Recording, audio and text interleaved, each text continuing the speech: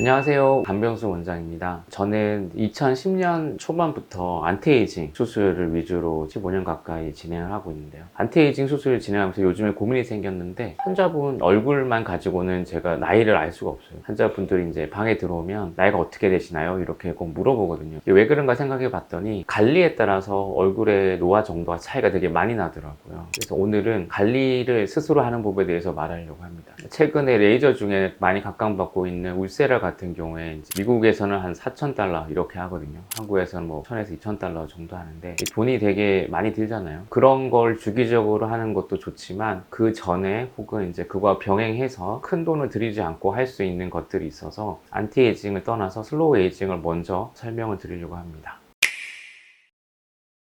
슬로우 에이징에서 가장 중요한 거는 첫 번째는 보습이에요. 몸속에 수분, 좀 물이 부족하게 되면 피부 장벽이 느슨해지고 건조해져서 피부가 빨리 처지고 노화를 겪게 됩니다. 하루에 1.5에서 2리터 정도의 수분 섭취가 가장 중요합니다. 커피라든가 음주 같은 경우에는 오히려 탈수를 유발을 하거든요. 그런 걸 같이 섭취하신다면 물을 더 많이 먹는 게 필요하고요. 물을 항상 옆에 두고 있는 게 가장 중요한 요소입니다. 두 번째는 이제 자외선 차단인데요. 환자분들이 이제 많이 물어보는 게 자외선 차단이 야외 활동할 때 필요한 거 아니에요? 전혀 그렇지 않고요. 해가 없더라도 형광등에도 사실 자외선이 있어요. 우리가 생활 자외선이라는 게 항상 노출될 수 있다 이렇게 생각을 하시고 바로 선크림을 발라주는 게 좋고, 선크림이라는 것도 시간이 흐르면 그 기능이 많이 떨어져 버리거든요. 보통 4시간에서 5시간 정도의 그 간격을 두고 다시 보충을 해주는 게 중요합니다. 지금까지는 약간 누구나 쉽게 할 수 있는 거였는데, 세 번째는 이제 능동적으로 해야 되는 얼굴 운동인데요. 이마 부위, 중안 부위, 그리고 하안 부위 이렇게 세 군데로 나눠서 설명을 드리겠습니다. 먼저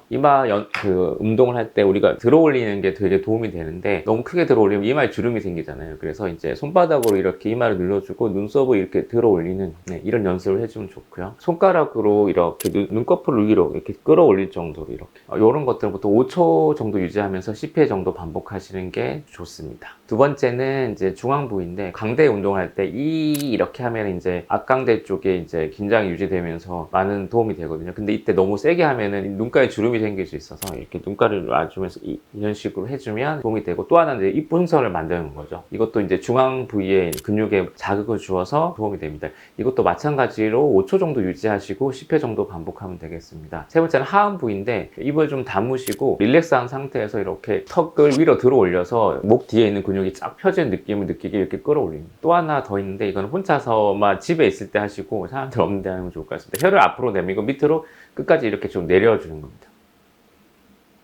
이것도 10회 정도 유지하시고 10회 정도 반복하면 되겠습니다. 이거는 하루 한다고 좋아지는 게 아니고 평생 동안 이렇게 꾸준히 한다 이렇게 생각하시고, 주기적으로 피부에 보습을 할 수 있는 그런 주사제나 레이저 같은 거를 주기적으로 해주는 것도 자기 자신한테 크게 도움이 되고, 시간이 많이 흘러서 또 수술 쪽 도움을 봐야 되면 또 그런 쪽도 생각해 볼 수 있겠습니다.